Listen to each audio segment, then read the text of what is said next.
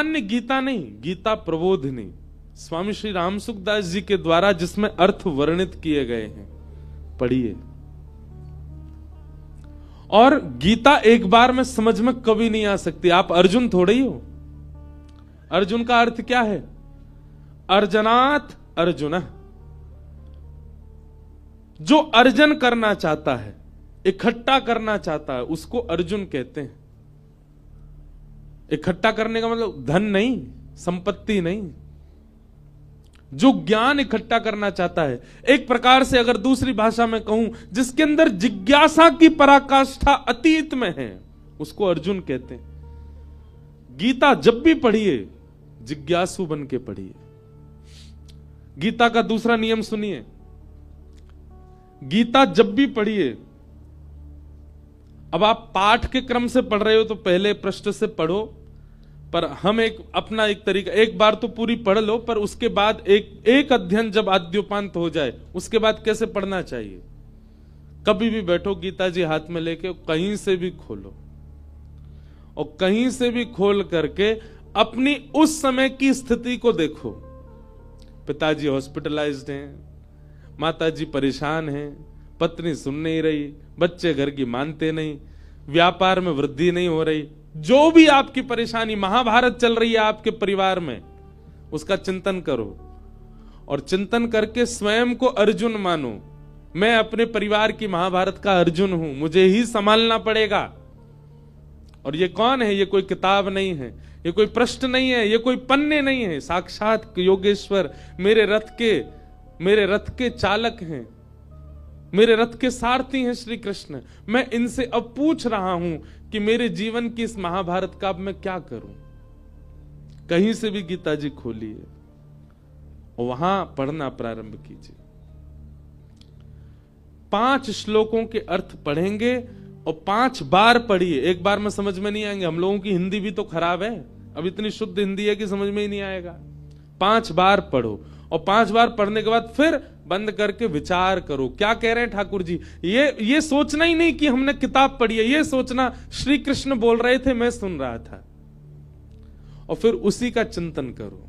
आपको अपना उत्तर मिल जाएगा, 5 श्लोकों में ही उत्तर मिल जाएगा।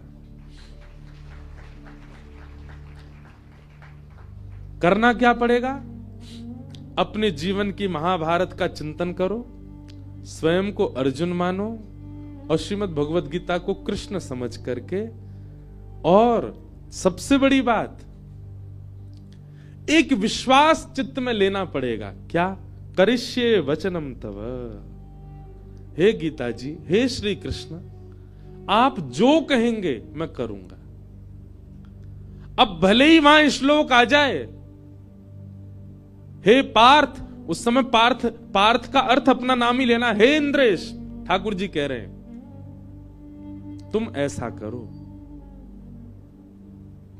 अपनी स्थिति देख करके फिर ठाकुर जी ने कहा ऐसा करो, उसको करना ही है। क्योंकि कई बार क्या होता है, हमने मन में कुछ और सोच रखा है, हमें तो ऐसा करना है, एक बार ठाकुर जी से पूछ लेते हैं वो क्या कह रहे हैं, और ठाकुर जी ने उत्तर विपरीत दे दिया, परेशान हो जाते हैं। हम तो ये चाह रहे थे, ठाकुर जी ऐसा कह रहे हैं। नहीं, करिष्ये वचनम तव।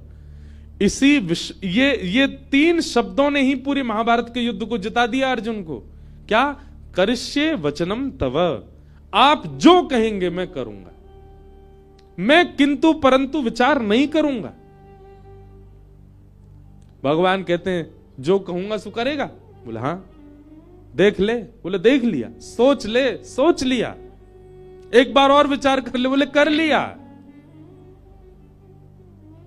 ठाकुर जी कहते हैं युद्ध च, युद्ध कर। कहां मोह के कारण अर्जुन के हाथ पांव कांपने लगे थे। रणभूमि के बीच में खड़ा होकर के अर्जुन अपने रथ बाणों को त्याग देता, मैं युद्ध नहीं कर पाऊंगा। भगवान कहते हैं कायरों की तरह बात करता है। अभी तुम मुझसे कह रहा था जो कहूंगा सो करेगा, अब क्या हुआ तुझे? अर्जुन कहता मैं इनको कैसे मारूं, ये मेरे अपने हैं, इनमें से कोई मेरा भाई है, कोई मेरे ताऊ हैं, कोई मेरे परिवार के हैं, कोई मेरे रिश्तेदार हैं, कोई मेरे गुरु हैं, मैं इनको कैसे मारूं?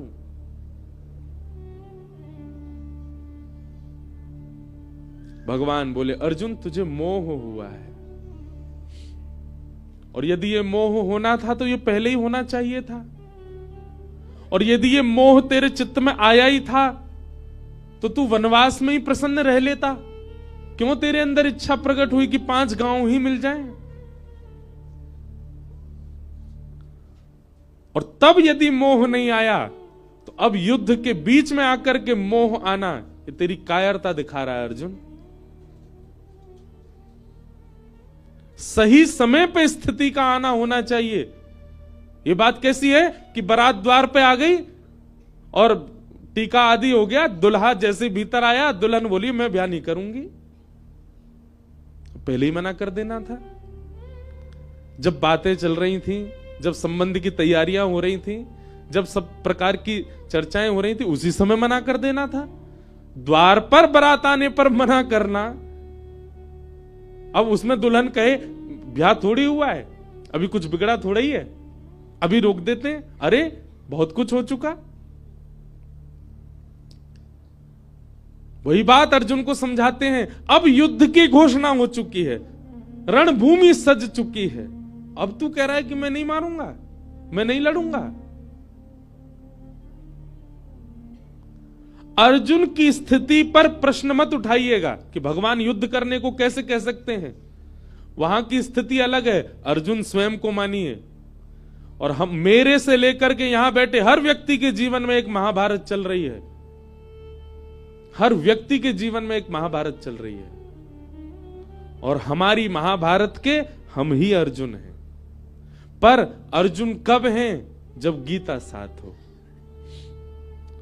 अन्यथा आप सबके जीवन में महाभारत है, पर आप अपने महाभारत के दुर्योधन भी हो सकते हो, आप अपनी महाभारत के शकुनी भी हो सकते हो, आप अपने महाभारत के धृतराष्ट्र भी हो सकते हो, आप अपनी महाभारत के भीष्म पितामह भी हो सकते हो, आप अपनी महाभारत के युधिष्ठिर, भीम, नकुल, सहदेव भी हो सकते हो, आप अपनी महाभारत के कर्ण भी हो सकते हो। पर अर्जुन तभी बनोगे जब कृष्ण साथ हो।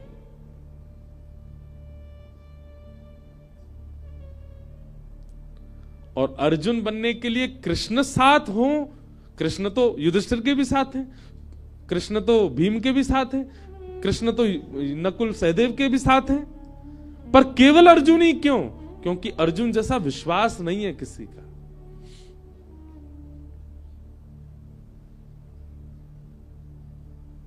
आज गीता जयंती पर गीता भवन में ऋषिकेश की इस पावन भूमि पर गंगा जी के तट पर खड़े होकर के, व्यास मंच पर बैठ के, पवित्र व्यास गद्दी पर बैठ के हम आप सबसे निवेदन कर रहे हैं, अपने जीवन का अंग बनाइए श्री गीता जी को। ठाकुर जी को बहुत पीड़ा होती है हम मानवों को देख करके। ठाकुर जी कहते हैं सब कुछ दे दिया फिर भी अपना कल्याण नहीं कर पा रहे ये लोग। इसलिए हमारी प्रार्थना है आज गीता जयंती पर ही श्री गीता जी को अपने जीवन का अंग बनाइए और स्वयं अर्जुन बनिएगा। अर्जुन, 2 स्थिति हैं अर्जुन की। पहला, जिज्ञासु, बहुत अर्जन करना चाहता है ज्ञान को, और दूसरा विश्वास, जो ठाकुर जी कहेंगे वो करेगा। आप अनुभव करेंगे अपने जीवन में। अगली गीता जयंती पर मुझे याद करेंगे आप कि महाराज जी ने सही कहा था। श्री गीता जी ऐसी ऐसी स्थितियों से निकाल के ले जाएंगी आपको। कहां महाभारत के युद्ध में पांडवों की सेना, और कहां कौरवों की सेना नहीं थी, कौरवों का समुद्र था सेना का। और ठाकुर जी ने ऐसे पार करवा दिया जैसे कोई गाय के खुर के गड्ढे को उछल के लांग जाता है। ऐसे ही भैया हमारा जीवन किसी सागर से कम नहीं है। कल्याण करना है तो श्री कृष्ण के आश्रित हो जाओ। बोलो बाल कृष्ण लाल की, भक्त वत्सल भगवान की। श्री गीता